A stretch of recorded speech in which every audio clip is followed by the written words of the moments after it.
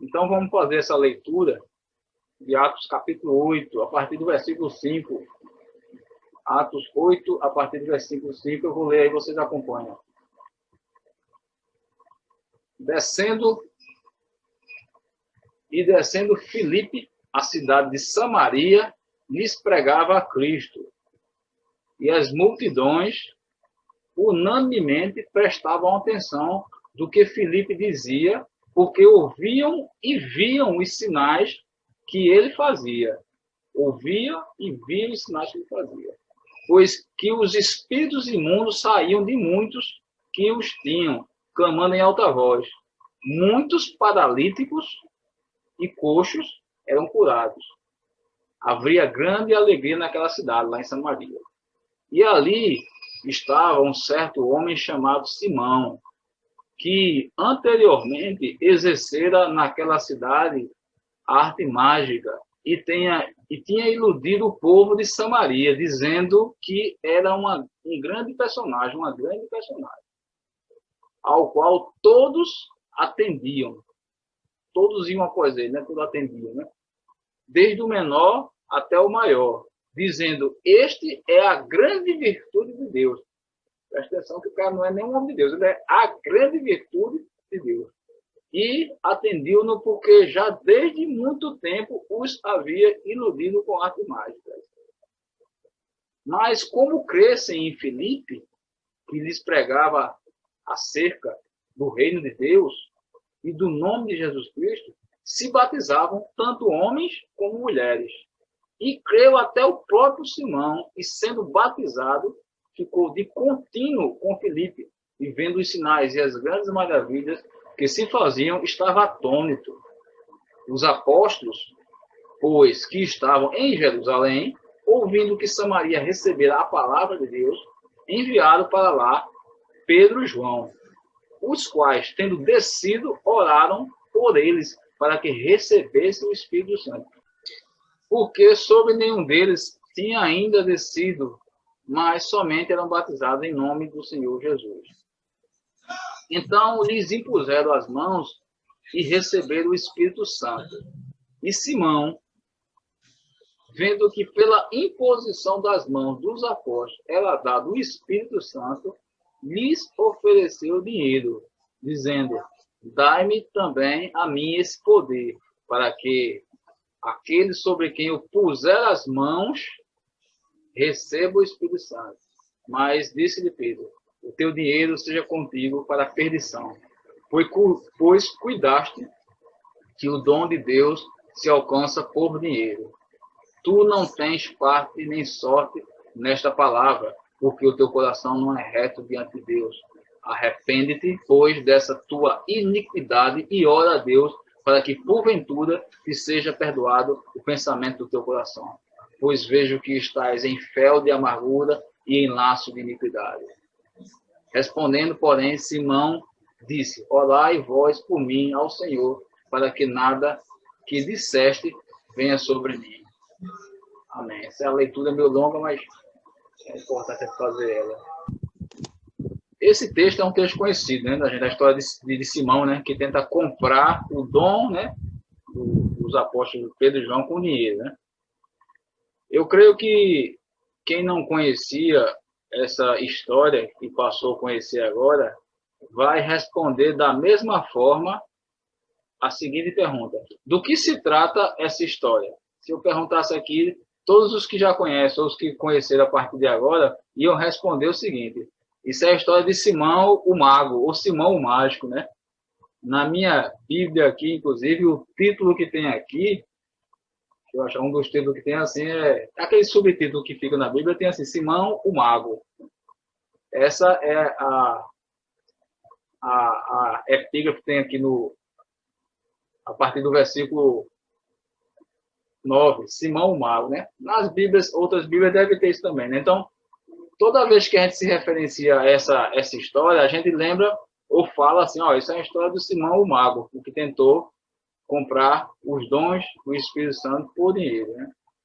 Mas eu queria fazer uma abordagem um pouco diferente hoje, dessa perspectiva que a gente faz dessa história, né? Na verdade, a gente leu a história de Simão, não o mago, a gente leu a história de Simão, o crente. Simão, o cristão. Simão, o convertido, não Simão, o mago. Essa história é a história de um crente que tropeçou. Isso não é uma história simplesmente de um cara iníquo, é um crente, né?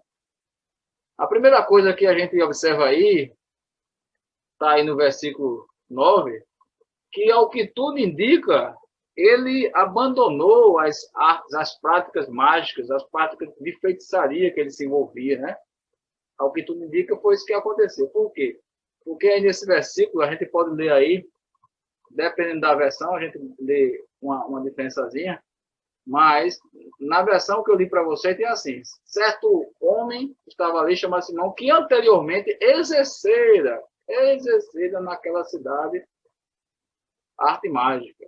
Na NVI diz assim: um homem chamado Simão vinha praticando. Está um pouco diferente, mas de qualquer maneira fala do passado, né? Então, esse era um homem que havia abandonado as artes mágicas. Além disso, o texto fala no versículo 10 que ele aceitou a Jesus, assim como os outros aceitou. E não só aceitou Jesus através da pregação de Filipe, mas ele também se batizou nas águas. Então, a gente não está falando de um Simão mágico. Essa é um rótulo que colocam nessa personagem, né, bíblica aí, que não tiram mais, né, porque ele tropeçou. Mas, na verdade, ele era crente. Na verdade, ele era alguém que já tinha entregue a vida dele para Jesus. Era alguém que já tinha se batizado nas águas. E detalhe, ele ainda acompanhava Filipe nas cruzadas evangelísticas. Versículo 10 aí, podemos ler isso aí. Ó. Versículo 10 diz assim, o próprio Simão, versículo 13, o próprio Simão também creu, foi batizado e seguia Filipe por toda parte. Não é 10 não, 13. Versículo 13. Seguia por toda parte, observando, maravilhado, né? Em algumas versões diz assim, observando atônito os sinais e milagres que eram realizados. Então a gente está falando de um cara que se converteu a Jesus, um cara que se batizou nas águas e que começou a, no mínimo, acompanhar Filipe ali nas cruzadas evangelísticas, já que Filipe era conhecido como evangelista, né? Então não estamos falando de Simão o mago, estamos falando de Simão o crente. Isso é importante a gente entender e enquadrar dessa forma, porque agora a gente começa a trabalhar na vida de Simão, na história desse tropeço que ele tomou, sabendo que ele era crente, sabendo que ele já tinha se convertido, sabendo que ele já tinha se batizado e sabendo, inclusive, que ele já acompanhava Filipe. Quando a gente lê o texto bíblico, fica parecendo que ele era um crente que tinha uma semana de conversão. Mas, se a gente fizer uma análise do texto, eu quero acreditar aí, e vocês hão de concordar, que não é uma semana de conversão. Óbvio que ele não era um crente maduro, óbvio que ele não era um crente experiente.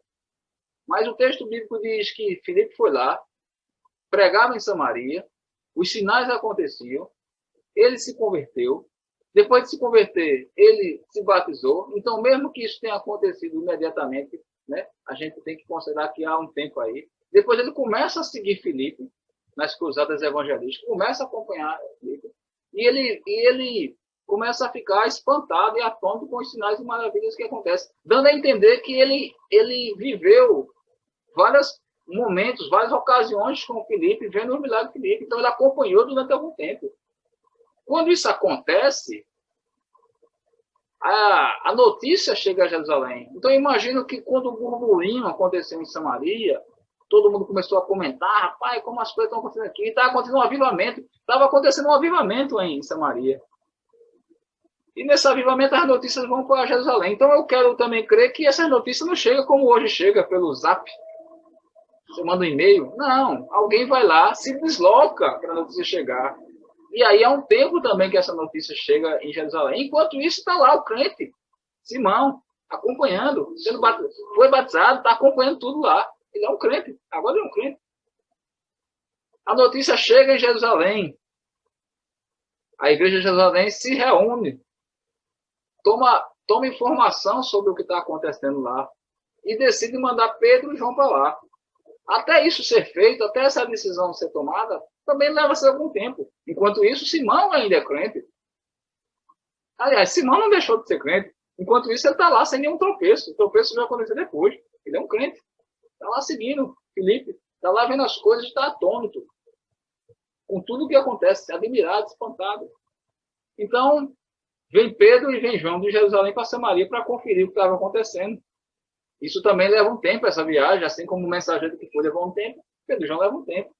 E aí eles chegam finalmente em Samaria. Então, há de se considerar aí que Simão, além de não ser um mago, mas ele era um crente, e é por isso que essa análise desse tropeço que ele tem é importante, porque nós estamos falando não de um pecador, não de alguém que praticava arte mágica, ele havia abandonado a prática de arte mágica. Estamos falando de um crente. E agora nós, nesse incremento todo que eu fiz, né, nessa percepção, nessa perspectiva, a gente entende que não era um crente assim de uma semana, né? Tinha alguns dias, tinha um tempo. Vai lá um mês, vai lá 2 meses, vai lá o que fosse, mas não era essa ideia que passa no texto que parece, né, que o texto é sucinto, né, o texto é sintético, né, parece que é um crente novo, não é. E aí está Simão como um crente tropeçando. Quantas vezes, como cristão, a gente não tropeça? E o que é que essa passagem bíblica ela pode nos ensinar? Enquanto cristãos, enquanto pessoas que servem a Deus, caem no tropeço. Simão, ele tinha muita fama lá em Samaria. Simão, ele era algo que a gente leu no texto, não era nem considerado um servo de Deus, ele era a própria manifestação de Deus. Todas as pessoas vinham a ele. Versículo 11 aqui diz, todos os atendiam porque desde há muito tempo os havia iludido com arte mágica. E todos diziam assim, este é a grande virtude de Deus, diz no versículo 10. Simão tinha essa passagem na vida dele. Simão tinha um passado, como todo crente tem. Só que Simão tinha esse passado, havia sido perdoado pelo nome de Jesus, pelo sangue de Jesus. Mas Simão, ele tinha um apego a essa antiga vida. Fama, notoriedade, ser alguém importante, ser alguém que é a própria virtude de Deus, que todos concorriam a ele, isso estava guardado no coração dele. Simão ainda não havia se libertado desse desejo de querer ser notoriedade, de querer ser alguém que passasse a ser uma influência, alguém que fosse admirado por todos. Ao se converter, ao deixar as artes mágicas de lado, Simão ele deixou de ser isso. Ele é uma pessoa comum. Mas o que acontece na vida de Simão, acontece na nossa vida também. Ou pelo menos pode acontecer. Questões que não são resolvidas, que ficam lá guardadas, elas não são simplesmente desaparecem ou somem, ou são solucionadas mediante simplesmente o ato de confessar o nome de Jesus. Algumas questões que nós registramos na nossa vida pregressa antes de Cristo, que registramos na nossa alma, algumas emoções, elas ficam lá guardadas e elas precisam ser tratadas. Pedro confronta aquele crente. Pedro não confronta um mago, ele não confronta um praticante de arte mágica, ele confronta o crente. E a palavra que Pedro diz para Simão é uma palavra dura. E é interessante ver a abordagem que Pedro faz com Simão, porque Pedro ele já tinha passado por essa experiência. Pedro já tinha passado por essa experiência de ter que barganhar, de ter que encarar crentes que queriam barganhar o dom do Espírito Santo com dinheiro. Foi o caso de Ananias e Safira. Aliás, o caso de Ananias e Safira é um caso emblemático, porque é um caso que acontece no Novo Testamento. E é um caso em que há um juízo assim, imediato em cima deles, e as pessoas às vezes ficam questionando, mas o tempo da graça foi esse juízo, né? Mas aconteceu. E uma das explicações, uma das correntes, é que era um pecado contra o Espírito Santo ali. Quando Ananias e Safira venderam a propriedade, retiveram parte do dinheiro e disseram que venderam pelaquela parte, escondendo que tinham retido, que tinham retido o dinheiro, Pedro deu uma palavra de juízo tanto para Ananias quanto para Safira, que veio depois e confirmou a história do esposo. Pedro já tinha se defrontado com uma história dessa. Alguém que queria barganhar dons do Espírito Santo, ou a obra do Espírito Santo, que era o caso de Ananias e Safira, a obra de caridade, com dinheiro. Só que nessa vez, apesar de ser firme, apesar de ser duro, Pedro ele não dá uma palavra de juízo. E é interessante a gente avaliar o que a fala de Pedro. Ele, a partir do versículo 20, nós temos aqui a fala dele, ele diz o seguinte, vou ler aqui na Almeida Corrigida e Fiel. Pedro diz assim, versículo 20. Disse-lhe Pedro, o teu dinheiro seja contigo para a perdição.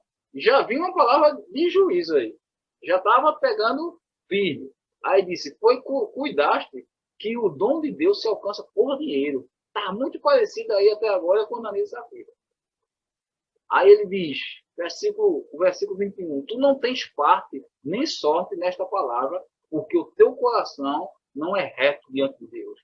Arrepende-te, pois dessa tua iniquidade, e ora a Deus, para que porventura te seja perdoado o pensamento do teu coração.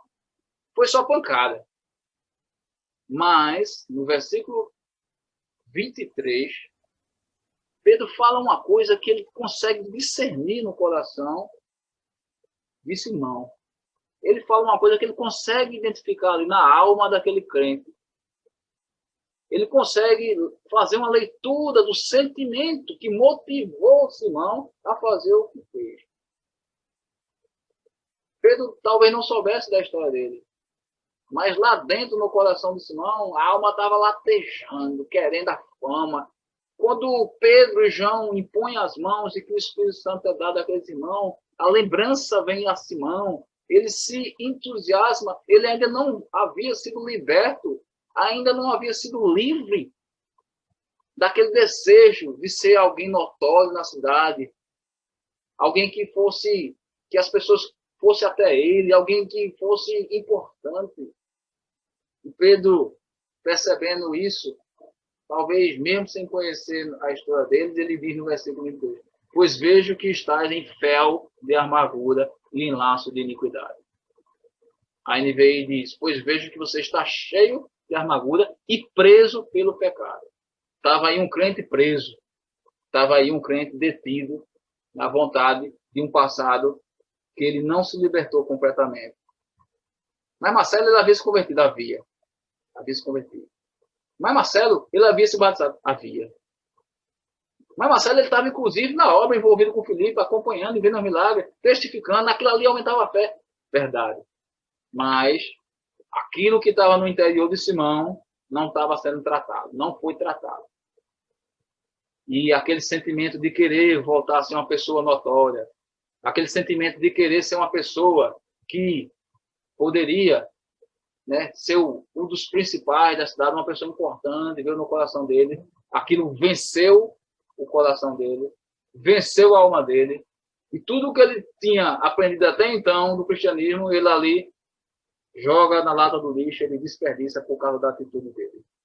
E Pedro percebe isso, você está preso, você está amargura. Você está amargura porque você não tem mais o que você queria ter. E você não se conforma com essa vida. Você não se conforma em não ser mais notado. Você não se conforma em ser um cara comum. Você não se conforma em ser uma pessoa como qualquer outra.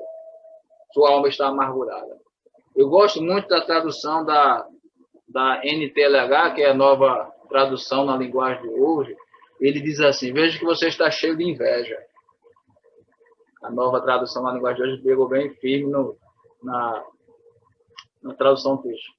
Vejo que você está cheio de inveja, uma inveja amarga como fel, e vejo também que você está preso pelo pecado.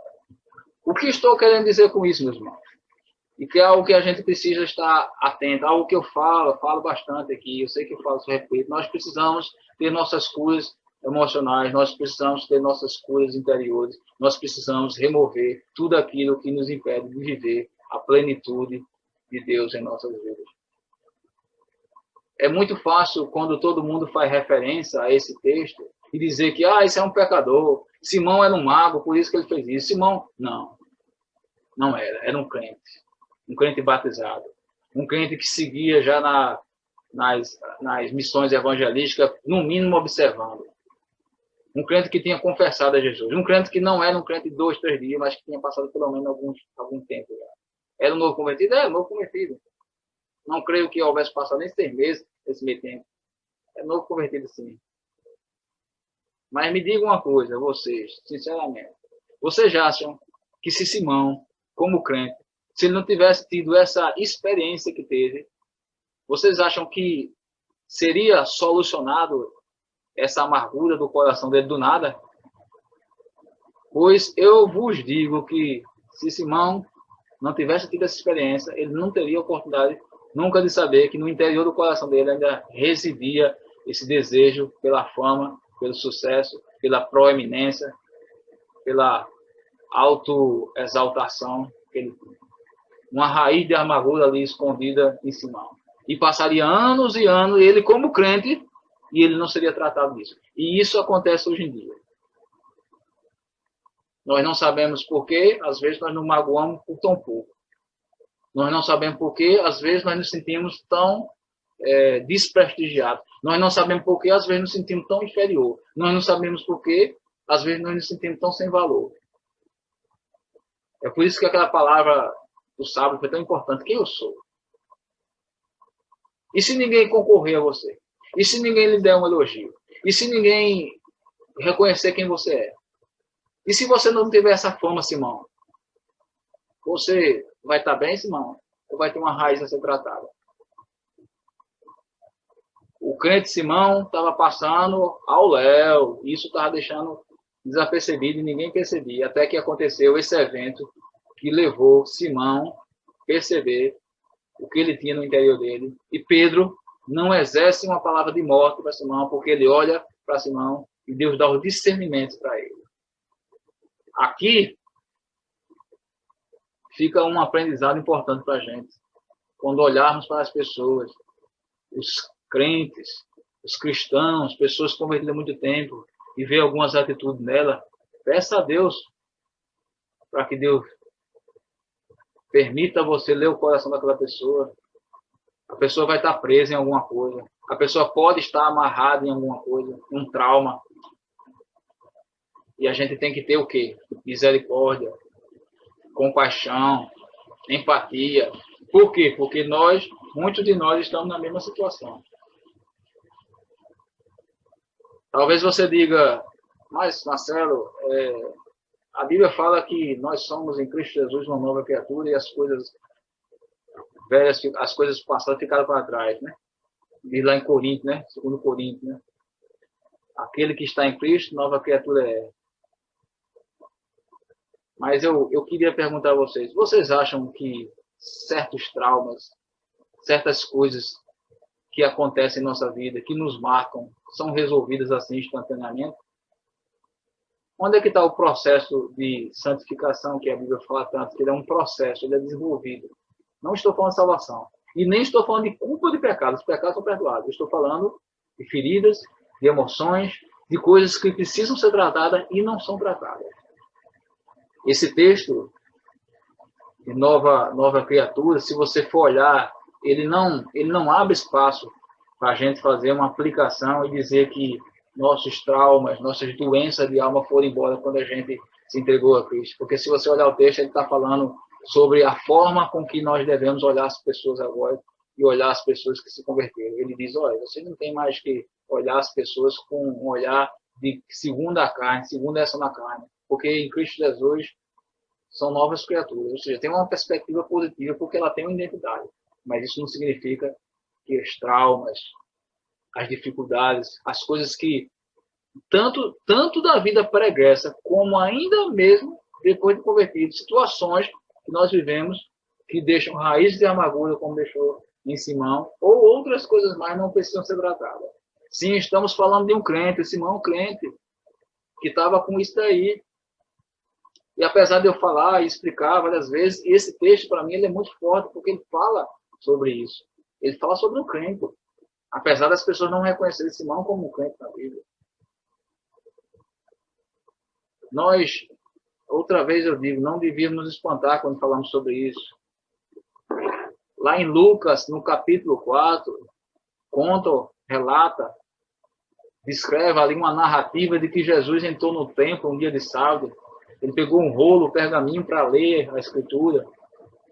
E ele abriu no que a gente conhece hoje como Isaías, capítulo 61. Ele leu aquele texto e ao fechar ali o rolo, guardar, lá em Lucas 4, diz que todos estavam olhando para ele, os olhos fitos em Jesus, naquilo que ele ia ministrar a respeito daquele texto. E Jesus começa a ministração dizendo o seguinte: hoje se cumpriu essa Escritura.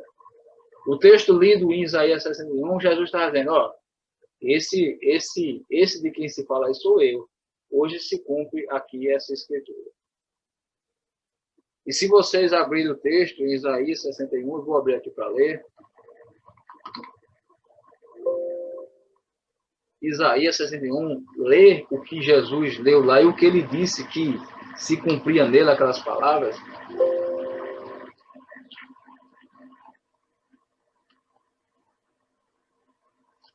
Diz o seguinte, Isaías 61. O texto que Jesus leu, ele diz, o Espírito, foi esse texto que Jesus disse, ele diz respeito a mim. Hoje se cumpriu aqui esse texto. O Espírito do Senhor Deus está sobre mim. Amém. Esse é Jesus. Porque o Senhor me ungiu para, primeira coisa, ungiu Jesus para pregar, hoje tá bom, pregar boas novas aos mansos. Jesus foi enviado para isso. Foi ungido para pregar as boas novas. Enviou-me a restaurar os contritos do coração. Jesus foi enviado para isso, sim, restaurar os contritos do coração. Preste atenção agora no terceiro. Proclamar liberdade de cativos e abertura de prisão aos presos. Proclamar liberdade aos cativos e abertura de prisão aos presos. Estamos falando de libertação, sim ou não? Estamos. Jesus foi ungido para nos libertar. Sabemos que essa libertação, abertura de prisão aos presos, liberdade aos cativos, não é abertura de prisão à cadeia, fisicamente. São as prisões de alma, são as prisões das emoções, são as prisões em que Simão vivia, em que Simão estava, e que Pedro, na sua sensibilidade, disse, vejo que estáis com inveja, uma inveja amarga como fel, e vejo também que você está preso pelo pecado, preso pela amargura. Simão era um destinatário, era um alvo dessa palavra que Jesus falou em Isaías 61, que se cumpria nele, ser liberto. E assim como Simão, tem muitos e muitos cristãos que, apesar de confessar o nome de Jesus, que apesar de serem batizados nas águas, apesar de acompanharem obras evangelísticas, apesar de se envolver nas obras, tem prisões que eles não querem reconhecer e não querem perceber, mas que precisam ser tratados, assim como Simão precisou ser tratado. Nós, quando fazemos evangelização, o que falamos sobre a pregação do arrependimento, que é necessário se arrepender, um dos desafios maiores que tem é que as pessoas possam reconhecer o seu pecado. E nós costumamos dizer, quem não reconhece pecado, não tem como se arrepender, porque não reconhece que pecou. Como a gente vai pregar o arrependimento com uma pessoa que acha que está andando tudo certo? Tivel pregou aí umas 2 ou 3 ministrações a respeito do arrependimento e abandonar o padrão pecaminoso, se a pessoa não reconhece, como ela vai se arrepender? Então eu vou dizer a vocês o seguinte, um doente que não reconhece que está doente, um aprisionado que não reconhece que está aprisionado, alguém que está cativo e não reconhece seu cativeiro, é igual a um pecador que não reconhece seu pecado. Nós nunca vamos ser curados se nós não admitirmos que mesmo sendo crentes, que mesmo sendo cristão, que mesmo servindo ao Senhor, que mesmo sendo batizado, que mesmo caminhando com Ele, praticando as obras que Ele mandou, a gente pode estar preso em uma coisa ou outra. As emoções. Jesus salva instantaneamente. Recebeu, Jesus salva. Mas Jesus cura, liberta e transforma. Nós dizemos isso, é um chavão evangélico. Jesus salva, cura, liberta e transforma. Ele salva instantaneamente. Mas a cura, a libertação, ela é gradativa e ela tem que acontecer. Tudo ficou na cruz, ficou. Mas nós precisamos passar por esse processo de receber essa crucificação na prática, no cotidiano da nossa vida. Porque Jesus salva, cura e liberta e transforma. Mas ele só transforma se nós tivermos sido curados e libertos de nossas prisões emocionais. Então, se eu fosse dar um título para essa mensagem hoje, eu diria: cura emocional para todos, inclusive para cristãos. Sabe o que é um grande perigo de pessoas que não reconhecem que podem estar, eventualmente, com alguma lacuna emocional a ser tratada, como Simão estava?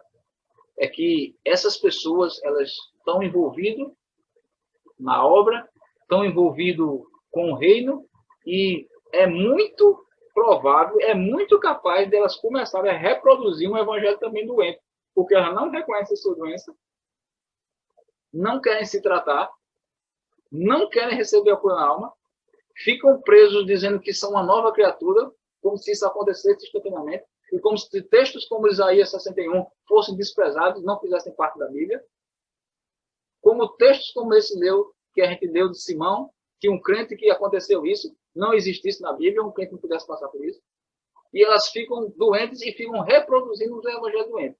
E não é difícil encontrar pessoas dizendo: não, isso é assim mesmo, só no céu a gente vai ter um... E ela vai ter que explicar porque em João 10:10 Jesus disse: eu vim para que vocês tenham vida e tenham vida em abundância. E quando eu falo isso, eu não falo sobre tribulações, eu não falo sobre sofrimento, as dificuldades, eu falo sobre a saúde emocional, o bem-estar emocional, para que possa, inclusive, enfrentar as situações adversas, as tribulações, os sofrimentos, com um perfil, com um caráter cristão, com uma postura cristã. Não estou falando de sofrimento, estou falando de cura emocional, cura interior.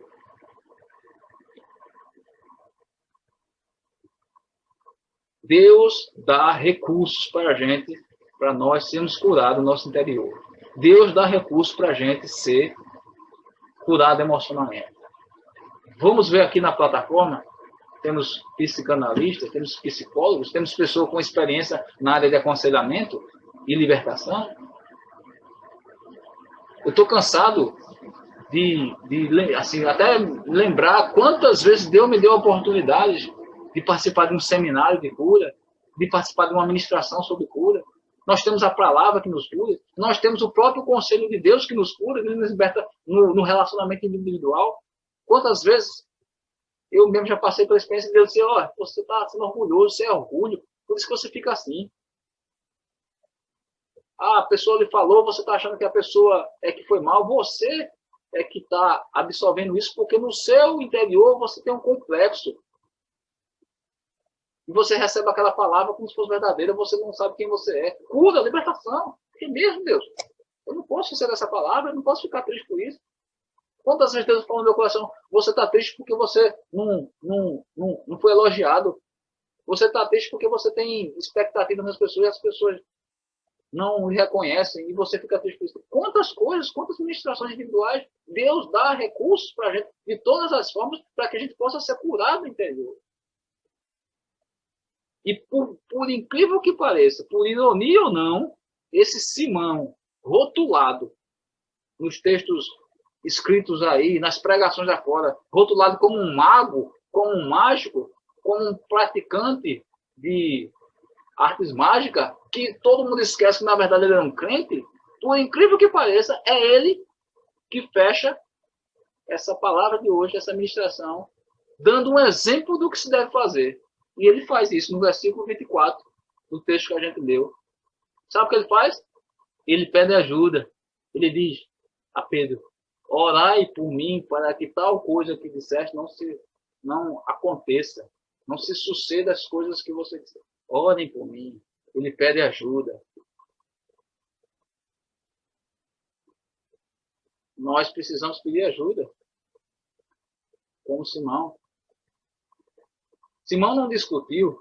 Simão não ficou rebatendo que ele não era assim, que não era verdade, que o que Pedro estava falando não era assim, ele não estava com amargura coisíssima nenhuma, não era bem assim, ele não ficou. Se após a mensagem, né, a pregação dessa mensagem que eu estou fazendo aqui, Simão tivesse aqui e a gente pudesse abrir os comentários para falar, Simão não ia dizer: não, pai, que é isso? Você está louco, eu não estou amargo, não, eu não quero mais esse negócio de fama, não. Ele não diria isso. Ele teve a possibilidade de fazer os comentários dele. Ele teve a oportunidade de fazer a apreciação dele, como que eu gosto de apreciação. E ele não disse que não era isso que estava sentindo. Ele não disse a Pedro nada disso. Ele disse: me ajude para que isso não aconteça. Então, hoje, a lição que nós aprendemos é que, como cristãos, precisamos da cura emocional, cura interior. Como não cristão, nem se fala. Mas o alerta é específico hoje para quem serve ao Senhor já. Para que possa entender que, mesmo sendo cristão, muitas coisas que acontecem, que lhe deixam tristes, angustiados, abatidos, chateados, desmotivados, desanimados, podem ser raízes que implicam numa necessidade de uma cura interior, de uma cura emocional. Vemos aos montes, infelizmente, cristãos depressivos, ansiosos, pastores se suicidando. Há quem ouse dizer assim: não, mas é porque não é crente mesmo. Há quem ouse dizer isso. Você ousa dizer isso? Que os caras não são crentes mesmo? Cura interior. Aspectos da alma que precisam ser tratados. Muitos são tratados no processo de andar com o Senhor. Muitos são tratados quando você recebe o Senhor Jesus como teu Salvador. Mas muita coisa pode ficar aí guardadinha e que precisa disso. E hoje a gente aprende essa lição com o crente Simão, que até alguns comentários dizem que o cara foi para o inferno porque o cara fez isso, como se ele não tivesse a chance de se arrepender e caminhar junto depois com o Filipe ali, vivendo o Evangelho. E a gente pode ter uma surpresa, encontrar ele no céu, e muitos podem ter a surpresa, e ele curado disso e entendendo o que aconteceu. E a gente, o que é que vai fazer? Que Deus nos abençoe, que essa palavra possa despertar em nós esse entendimento, que mais uma vez o Senhor tem trazido isso ao coração. Mas hoje eu acho que esse texto é um texto muito forte, muito emblemático, porque trata de um caso real de um crente na Bíblia. Não temos muito como refutar a respeito. Deus abençoe.